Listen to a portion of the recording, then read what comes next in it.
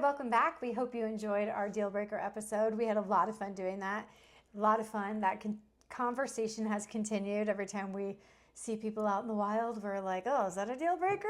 Yeah. We hope that you are sharing with us some of the deal breakers that you have, some of the things that you will not tolerate in your lives, some of the things that you surprisingly would tolerate. I thought that was a little bit eye-opening as well.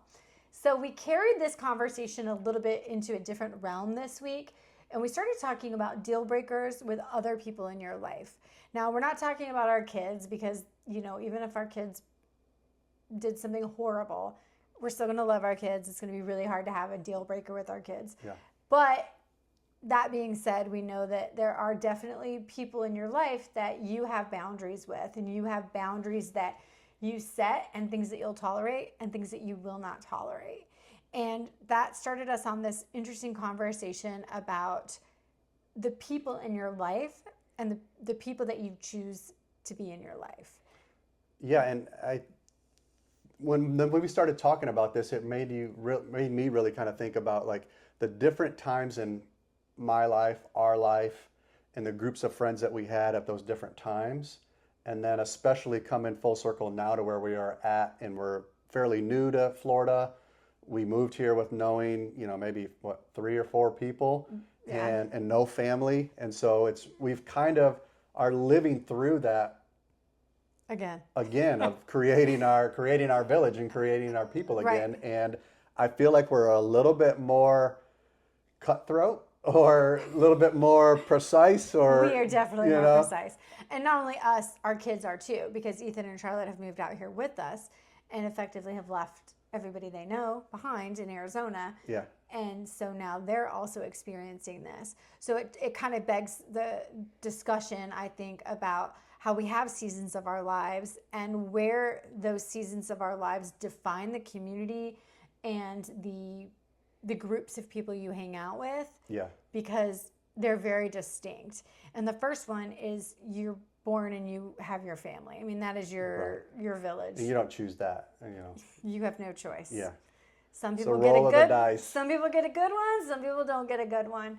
But no matter what, that's your first kind of experience with that like close-knit group of people that you're forced to be with day in and day out. And you learn as you grow up in your family the weirdos that are in your family, and you know what I mean. Everybody has whether whether you decided or your mom and dad are like, oh, so and so's crazy, Stay away from that one. Yeah, exactly. You definitely know that. But so then you move into school, and that's where you start to get some independence because you get to start choosing your friends, and that's an opportunity that it's not just my parents' friends and their kids come over and I have to hang out with these kids and now they're my friends by default. You go into school, you start to have some autonomy on your choices of choosing your friends and the people that you are with. And we kind of lumped school together all the way through high school because there's a lot of proximity that's involved because you're in the same classes, you're in the same area. That's just kind of the way it is. And that's your first lesson of really like learning how people act, how different groups of people act. You kind of fall into different groups throughout school, right, depending on what you're doing and who you want to be around. Are. But yeah, that's where I think you really start learning how people act, how people treat each other, and who you want to be around or who you feel comfortable and safe with. Right. Because a lot of people form, pretty tight friendships and they have like best friends and they have people that there's 1 or 2 people that they're really close with. And it's like, how did that become your one person? Like, right.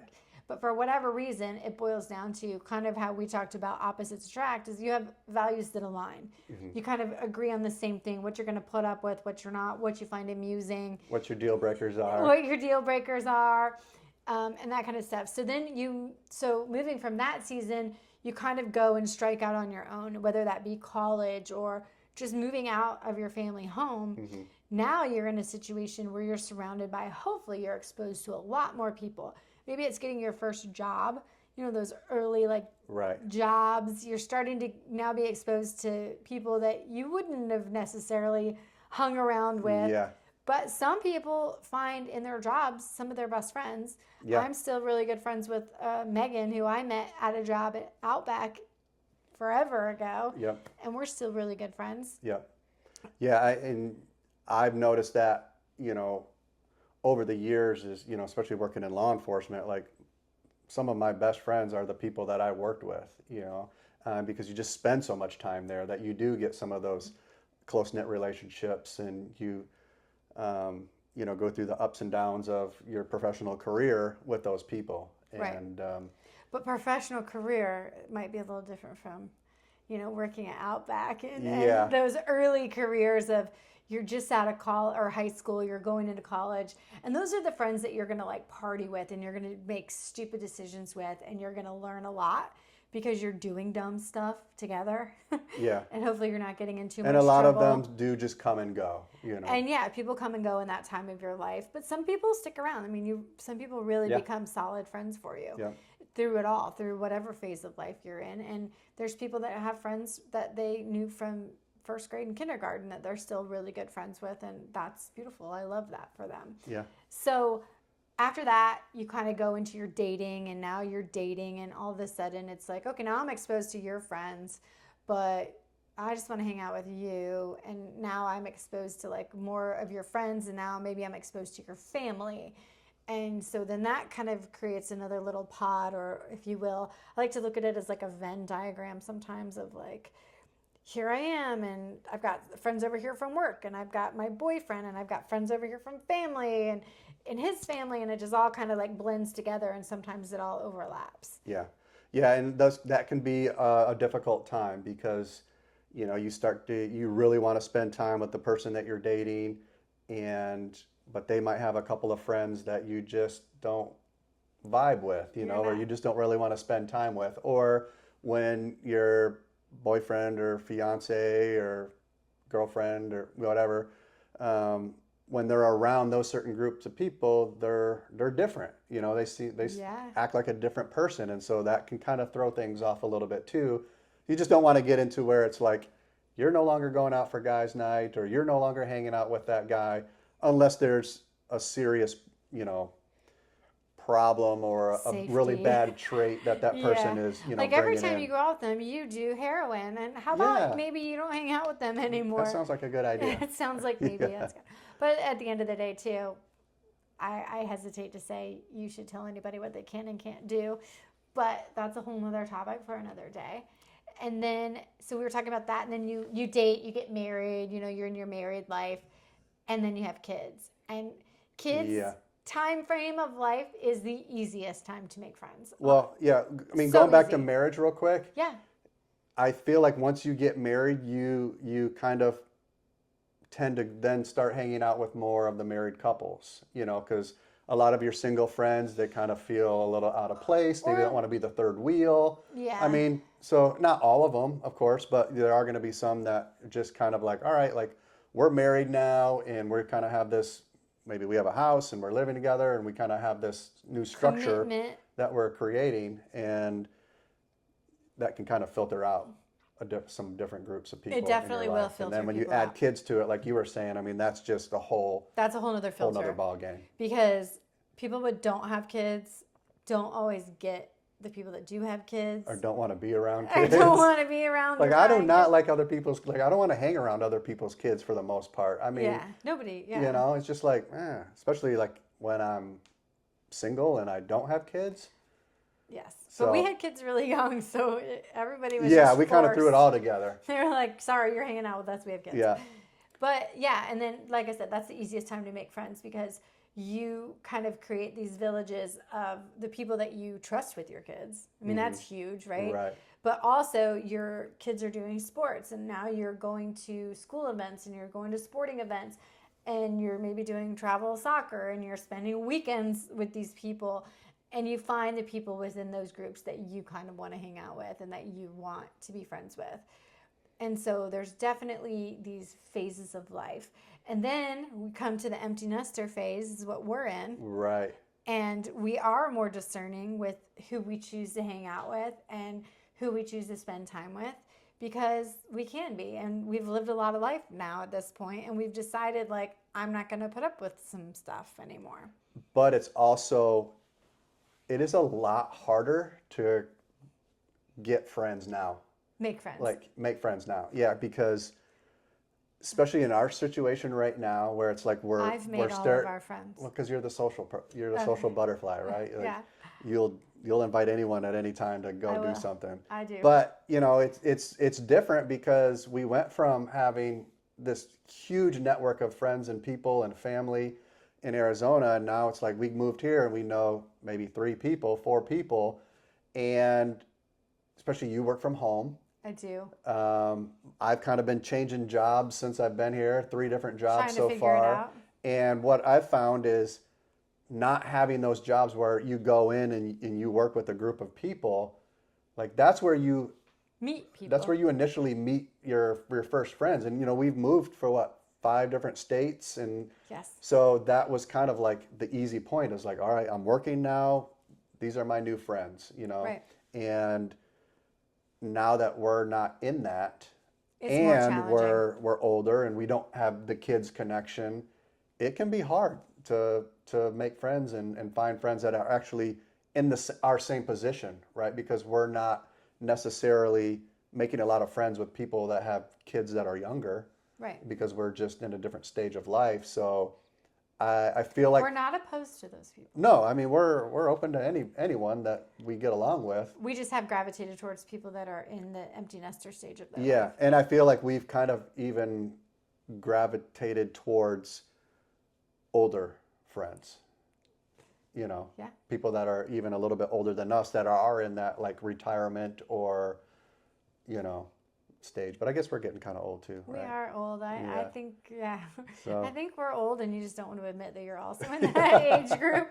But that's okay. I'm here Yeah. to support you. I'm No, here to it's let fine. you know, It's ease fine. you into it. The other thing that's cool about it too is like we get a lot more time to spend with each other, We do. which is really nice because it's not fully like chaotic with kids and practices and events, and we do get to spend get a to lot of hang. time together, which has been really nice too. Yes. And so you get not only like, oh, we got to schedule a date because we haven't spent time with each other Haven't seen in you. months, but we get to do that, but we also get to just have days where we just get to lounge on the couch and those are not feel like we have to Go out and do go anything. out and do anything. It is great. Yeah. So then, all right, we're talking about friends. We're talking about those phases of our lives where we have different groups of friends and they kind of help us out in different ways. And what do you feel like defines somebody that you let into your friend group? Like, what are things that are universal in the sense of how people become friends? I kind of touched on it saying like, obviously I want people I can trust around my kids. Right. When you have kids, you're not going to just be like, oh, this homeless guy on the street's really cool. You'll babysit? No. But you have other things or other criteria, I guess. What do you feel like is kind of a universal criteria for people? Well, one is obviously you got to have some shared values. Right. Not all values, but some shared, and at least some things, that activities or hobbies that you both enjoy, or you have something that you can talk about. But I think more than anything, what I'm finding more and more is people that I feel that it's just easy to hang out with. The conversation genuine. isn't forced. It's not like hard to get together. It's like, hey, you guys going to do something this weekend? Yeah, let's do it. It's not like you got to call them 6 different times and they never show up. And I don't know. I just feel like that makes it easy. Is it easy to just hang out, and is it relaxing and enjoyable? No pressure. Right. Right. And we live at the beach too. And that's the thing. Like, hey, do you want to meet us at the beach? We're going to go to the beach today. Come hang out with us. And if I feel like I can spend 3 or 4 hours on the beach with somebody and hang out with them, they're in my circle. It's okay. I'll take them. You can be part of my village. And most of the time it's like, hey, let's go grab a drink and let's go, to this bar, or let's go to this restaurant outside and go hang out. I mean, that's simple enough for me. That, like you said, hang out in the backyard and have a fire or barbecue, or go to the beach and hang out, like go on the boat. It's pretty simple. Easy. It's not a large threshold to reach. Okay. Speaking of thresholds, what happens when somebody needs to get kicked out of your village? Well, it depends on who they are. Okay. because I feel like that could be both family and friends. Yes. Um, That's a hot and topic. yeah, and honest, I don't really have any experience with family in terms of like I'm not hanging out with that person anymore. I'm not talking to that person anymore. So I mean, I'm very thankful for that because I know some people do have Yeah, I don't have those that either. difficulties, you know, with parents or Family siblings members, or, you know, extended close family. relatives. So Right. so it depends on who it is, um, and I think it depends on what phase you are at in your life. You Yeah. know, I mean, I think the biggest thing is you have to come to a realization that it's okay to not spend so much time or energy to make that friendship work. I It has agree. to be mutual, right? Like, Right. And it has to be easy, like you said. And that's yeah, why I think people, when they're in middle school and high school, have best friends because it's easy. It's easy. You get along, you have like similar interests and things like that. I definitely think, for somebody to get kicked off your island, if you will, or for yeah, somebody to be kicked out of your friendship group, or just by you personally, let's say you have a group of friends and you're like, you know what, I'm not really friends with that gal over there and I'm just going to stay away. I'm going to do my own thing over here.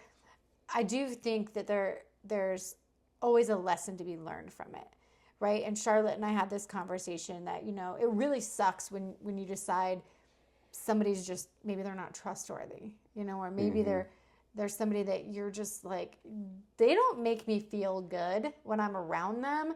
Maybe they increase my anxiety. Maybe they just something about it is off, and I'm gonna remove myself from that situation. There's always a lesson to be learned from that, especially about yourself.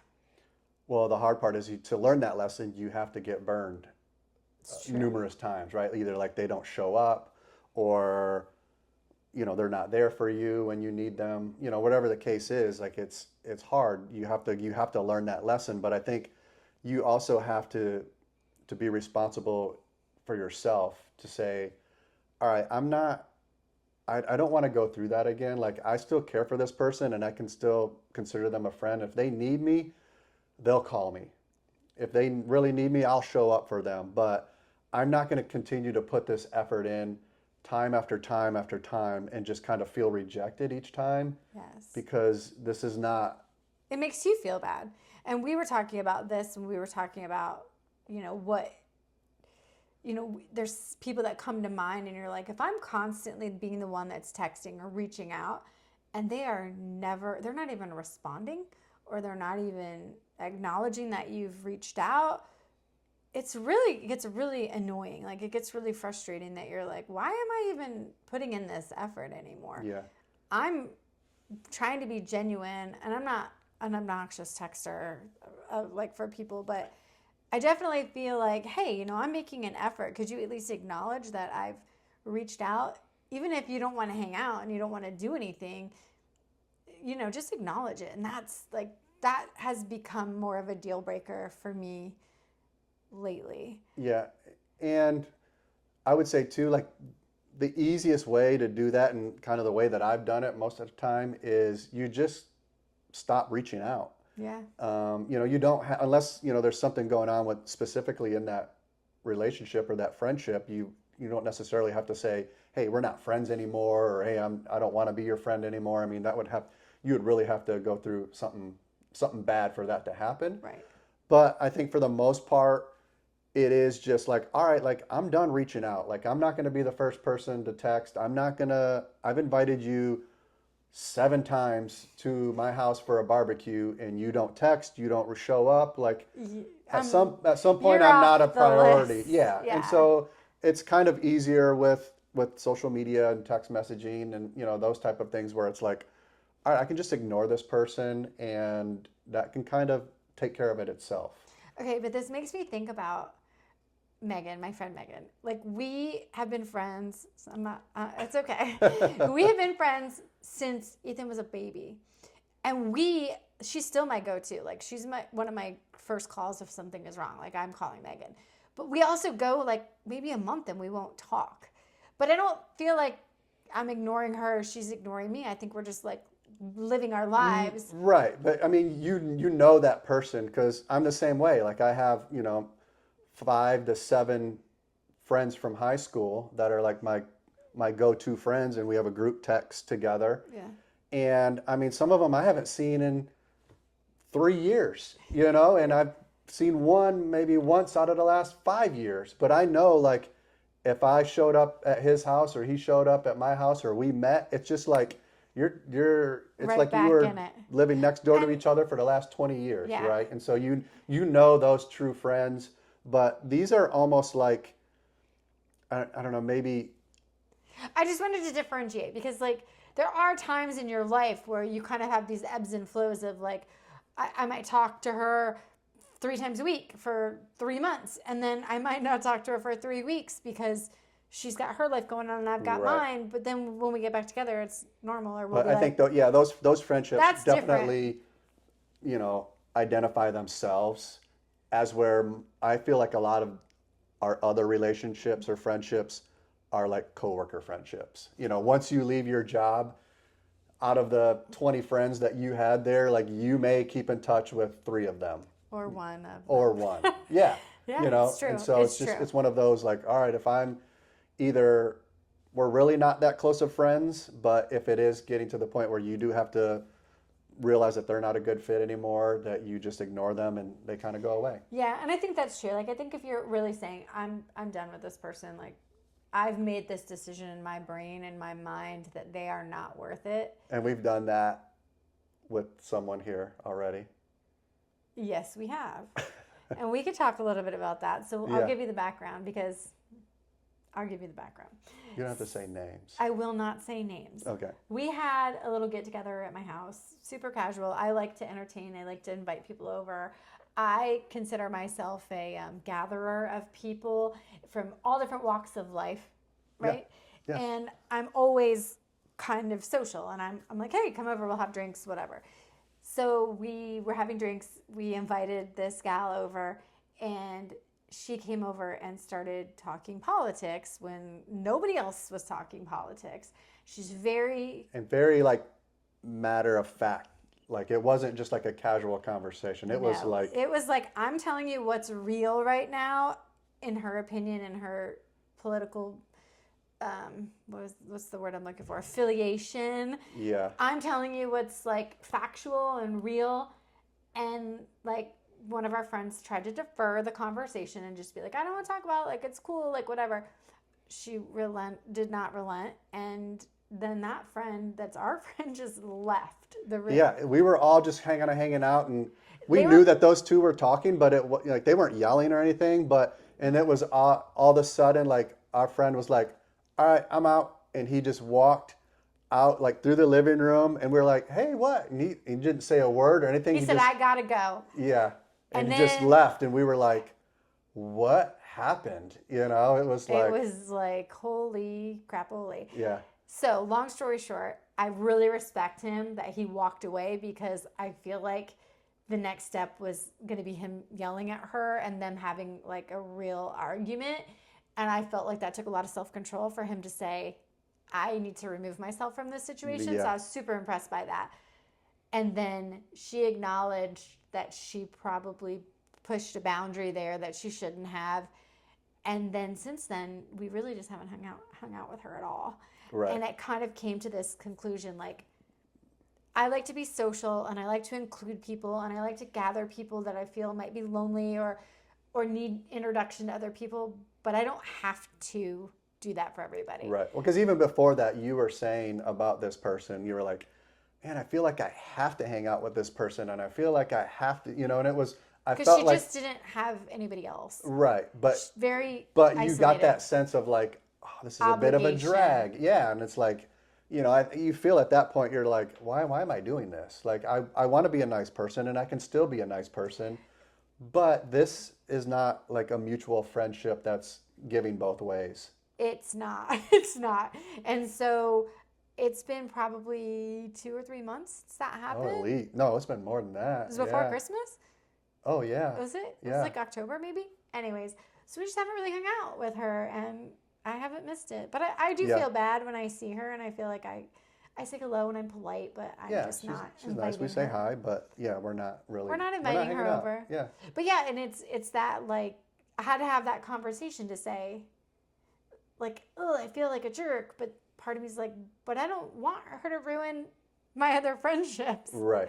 And she clearly has an opinionated political view that she wants to bring up, and it wasn't the time or the place to do it. Yeah. And we're at that stage in our life where we don't have any other connection to that person, so we can. Yeah. I don't need the drama. Yeah. I don't need the Not drama. like we're going to see each other in the kids' pickup line or right. at travel volleyball or whatever. Yeah. You gone. You gone. Yeah. See you never. So, yeah. Well, not whatever. So it's funny. So there are like times when you have to do that, and you learn a lesson, and you have to kind of make some hard choices. But in the end, it's for your own sanity and your own. Yeah. And I think when you go through that, or you've done that a few times, it gets easier. And I think, we live in such a chaotic, busy world that we do need to kind of look at that and kind of reassess who we have in our lives, right? Right. And I feel like people have so much anxiety about everything. And like, gosh, just turn off the news, because we're not even going to get into it, but turn off the news, stop watching it, because it will just increase your anxiety about everything. Get some headlines and then walk away. Yeah. But yeah, you don't need people that are going to exasperate those feelings for you. And I think you have, when you're looking at the people in your lives, you can kind of look at like, what role do they play in your life, right? I mean, you have those people that are like your emotional support go-to that you can call. Okay, yeah. You have people that are just your social people that you want to go out and have a good time. Like, these are your people, right? Yeah.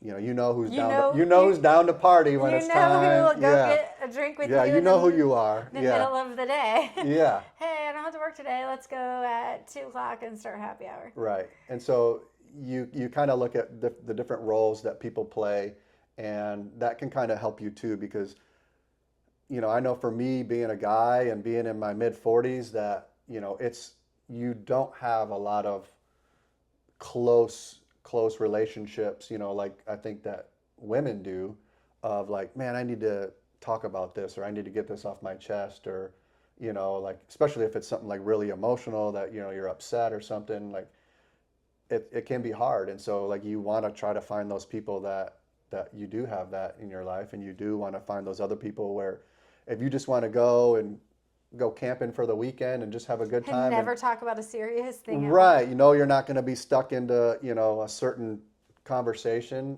like those are those people that you go to in your life, and that's the role that they play. Yeah. And I'm really lucky too, because my sister and I are still really tight too, so that I have, other people as well where I can bounce things off of, and make sure I have those people that are emotionally my go-tos, so I don't necessarily need to find somebody here that is that. Right. Does that sound weird? And they can obviously overlap too. Yeah. Like there's those circles that overlap and what they do and who they are. And when we're talking about friends, I kind of think a lot about like Facebook. Okay. Right? Like, we didn't have Facebook growing up. Thank God. Thank God. But Facebook, over the years and decades, I guess at this point, like, you have these Facebook friends.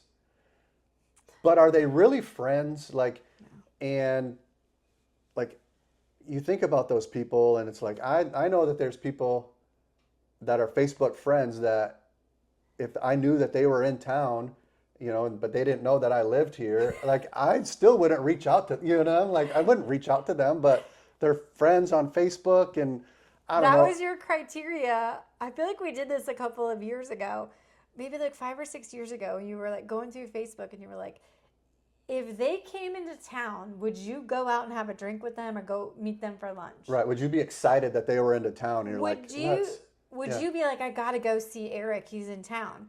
And if the answer was no, then you don't need him as a Facebook friend. Right. Or just like, you don't have to completely unfriend them, but you can, unfollow them, so that you're not just like seeing them all the time. Yeah. I don't know. I just feel like Facebook has kind of gone into this, like, I just want to be nosy on what everyone's doing. And it's kind of trash now what Facebook is turned into, but I like it because I can see my family stuff on there. But it made me think about, like our kids growing up with social media and friends and likes, and everyone wants more friends and followers and likes, and it makes you feel better because you have 400 friends. But sometimes they could have 400 friends but not have two people that they could actually call if they needed a real friend. Oh yeah, 100%. I agree with that. I just had this conversation with Charlotte today. Somebody on Facebook posted something I really disagree with, and there's somebody that I really like, and I was having this moment of, what do I do? Because at the end of the day, everybody is not just their political beliefs or their religious beliefs or whatever. But man, it really threw me for a loop because it's somebody that I really like, and they posted something that I was really kind of surprised by. And I was like, what do I do?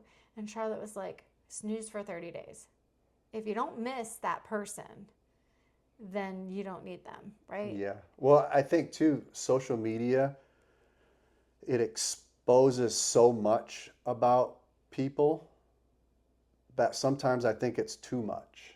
Where it's like, yes, especially like if you have family or something that posts something completely against something that you believe in, or something that really offends you, and you're like, man, like, I wish you wouldn't have posted that because I love you like as my family, like, but like now I'm like, oh man. But so sometimes I think we share too much, or maybe we just take it, too personally sometimes. We probably take things way too personally, but you go back to the intent of the people that post stuff.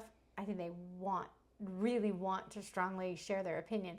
Like our friend that came over and who was very strongly sharing her political beliefs, everybody feels like through that Facebook and things that is like such an important part of their life that they need to share. And I'm like, everybody just take a big step back. Right. Like we can have our differences. We all get to go to the polls and cast our votes, but take a big step back because we do not need to fight with each other all the time about it. Like there's good and bad in the people, not just their beliefs. Does that make sense? Yeah. Because you, like you said, you love somebody, but you don't agree with everything that they stand for or that they want to see happen in this country. And I think that's the big thing. Like, you're never going to agree on everything with anybody, Right. And I mean, I don't want to talk about politics really on this, but I feel like in a way though, like as kind of like a reference where it's like, if someone's for a political party, like you have to agree with everything that person does because you're part of that party. And it's like, I think about it sometimes and I'm like, that's crazy. Because I think about it like, if you were the president of the United States and I was the first man, there would still be a lot of things. Would it be a deal breaker if I was the president and you were the first man? Not at all. Are you kidding me? That'd be awesome. Okay. But you as my wife, and the president of the United States, there's still things that I wouldn't agree with you on. Right? Like, I mean, But you still like me and love me as a person. Right. But I feel like Facebook and all these things, people are they're not seeing like, I like you as a person. And people can't just pull back. I know. And just say, okay, everybody doesn't agree with me, and that's okay. And I think that that's part of like learning about friendships and Facebook and all of these things is we expect people to be perfect, or we expect or to agree with everything that we think. Right. Or like when people don't like other people, it's because they don't, there's something about them they don't like. And it's like, yeah, everybody is nuanced. No matter what, like you said, there's something about everybody you're not going to like, but where's your tolerance? Right. And it's like, I don't expect you to tolerate everybody, but I feel like the tolerance has gotten so small that we are so quick to nitpick everybody and everything, not just politically. I'm talking about like, oh my God, you're wearing that shirt? Ugh, you're not going to be my friend. Yeah. Just little things like we're just so quick to be dismissive, and it's like, just stop and think about the person that you right. that's there. It's almost like take the phone away, just go and like sit by a fire and have some drinks and just have a good time. Yeah. You know? Clearly, you guys know what we like to do. We like to sit by the fire and have some drinks and hang out. We'll have to do that. We'll do a podcast episode on our back deck with the fire going. Oh, That'd I'm be down. cool. Not right Yeah. now because it's 28 It's degrees Arctic this morning. winter in Arctic Florida. Yeah. We're not down with it. But I don't know. That was kind of like a meandering thing of kind of friendships and kind of where we stand. But I also think because we don't post politically and we don't really discuss that stuff, it keeps us in like a neutral position. And I feel like maybe more people should be neutral. Yeah. I think, you know, the main thing kind of out of this conversation that I've found is, you know, what is it like you're most likely around the 5 people that you surround yourself with, or however that slogan goes. Like if you are in high school and you surround yourself with drug dealers and dropouts, that's the path you're gonna go on. But if you're in high school and you surround yourself with entrepreneurs and people that are like going for it and trying to be, you know, the valedictorian of their college, maybe that's your influence. Yeah, I think it just makes you want to have a little bit more ownership of like, who do I want to be? Who do I want to be around? Who do I want to spend my time with? Because my time is precious, and it's okay for me to kind of reevaluate the people that I'm hanging out with, or the coworkers, you know, that I'm kind of friendly with this coworker because I feel like I have to be because we work together, but I don't have to. I don't have to go out with them after work. Right. Yeah. It's just like I don't want to waste my energy and my time. It's okay. You don't have to be friends with everybody. You don't have to be a jerk towards them. But you know, I think you have to look at your time as being precious, and who do I want to be, and who do I want to hang out with, and who gives me the most joy to spend time with. Right.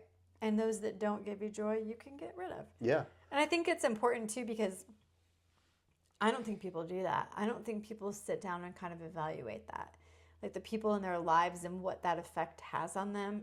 And they don't realize maybe that somebody's really bringing them down. And that every time they're with somebody, they're a constant complainer. And you're just always like, oh my gosh, every time I'm with this person, they're complaining. And now I'm like drained. And, you know, I have friends where somebody approached me a while ago and I was not looking forward to going and hanging out with them because I felt like I went into it knowing I was going to be drained from it. Mm-hmm. And it was eye-opening to me to be like, well, then why am I doing that? Like, I don't have to do that. I'd already committed at that point and I did. But there's definitely times where you go, oh yeah, no, I'm not going to choose that in the future. I'm not going to do that. But I don't know that people like do that very much because there's so much distraction that I guess it's kind of our advice is to say, maybe you need to sit down and think about that. Yeah. And it's hard. It's a hard thing to do.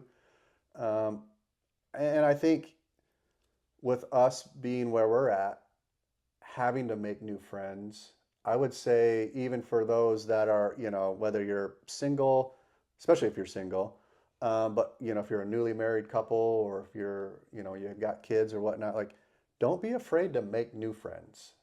I think like a lot of times we get kind of like our friends that are our coworkers, our friends that we might know from college, you know, and then like, that's it. And I feel like sometimes you get to the point where you're like, I don't want to make new friends. And you know what I mean? And like, I don't want to, and it's funny. I don't need any more friends. Yeah. Mm-hmm. And because maybe you're like splitting so much of your time with people that aren't, you know, providing any value to you, that it seems exhausting to learn a new friend or try to make a new friend. But it kind of reminds me when you are working at a job and maybe you've been there for a few years, so you're very comfortable and you have your friends group, and then that new hire comes in and you're like, who is this person? Like, who do they think they are? You know, and then, you know, then you get to know them and they like become one of your best friends. And then you're like, wow, like, you know, how quickly you can create a new friendship, and especially someone that, you know, is really a lifelong friend or someone that's important in your life. Your friends are out there. If you need new friends, just gotta go find them. Yeah. You never know where you're gonna find them. Yeah. And so I think it's just a matter of don't being afraid to get out there and talking to people and just start starting a conversation. And I mean, I know I got to be better at that for sure, but one friend you've brought to the table. I have brought lots of friends to the table. You've brought one since we've moved here a year and a half ago. I'm quality over quantity. Okay. Yeah. We'll get there. We'll get there. All right. So that was our kind of meandering talk on friendship and deal breakers with people in your life. And don't put up with any crap from people. Yeah, don't be afraid to tell people to just ignore them. Yeah, just ignore them. You don't have to tell them to buzz off, but you can just know in your brain you're done. Yeah. All right, let's spin the wheel. Look at this wheel. It's so cute. That is cool. Because it wouldn't have cost you more than $10 to make this wheel. Yeah, and you got to get something else from Amazon. And Amazon came. All right, here we go. It doesn't have a clicker, though. Click. Ooh, the last purchase. Ooh, you went shopping today. I did go shopping today. I'm trying to think of. I could tell is you this like, are we including like food purchases or you like... always buy food. You're food driven, and I think you need to do not because food. I don't shop really. I know. Well, what did you spend money on? The last thing, so the last thing that I bought was last night. I had to go to Lowe's at 8 o'clock last night. You did. Because I sat on the couch our and sink was, we had a water leak underneath our kitchen sink, and I forever was blaming it on the water filtration system. And come to find out, it was the nut that attaches the drain to the sink, where your drain pipe is. And I didn't have a wrench big enough. I don't know. I have one, or I had one, but I couldn't find it. And I needed to get that done so we could use our sink. And so I went to Lowe's and I bought a new big plier. So yesterday was one of those experiences where you were getting super frustrated under the sink. And Charlotte was like, he's getting really mad. And I just said, I'm not even acknowledging it because I don't want to deal with it. I just ignored you. Well, it was because I thought it was going to be as quickly as like pull this thing out and just clean the water up and then it was a 2-hour project. But then I found out I'm taking everything out.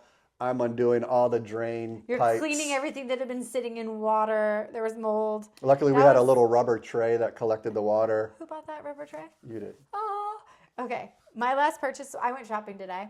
I got 2 shirts, and I got a facial today, and that's really it. Oh, shoes. Shoes. I got shoes. Soap. I did get soap. Listen. And you got brunch. Okay, we're not talking food. I thought food was off the table. I guess the last purchase, not all day purchase. No, just rare because like you never go shopping. I don't. And you're like, I'm going shopping today, and I'm like, oh wow, okay, go. I was like, I need to get a new pair of tennis shoes, and I'm going to Kansas for work next week, and I was like, I need some long sleeve shirts because I work from home and I can just wear t-shirts or whatever. And I was like, I need some long sleeve shirts.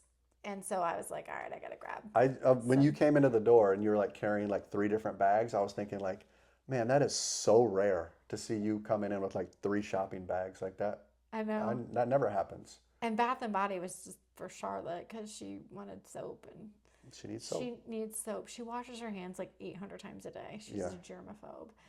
And so we're already out of one of the hand soaps. So they were on sale, so we got 5. There you go. There we go. The excitement of the purchase. The excitement of the purchase. Pliers and shoes. Pliers and shoes. All right. We'll catch you next time. See you guys.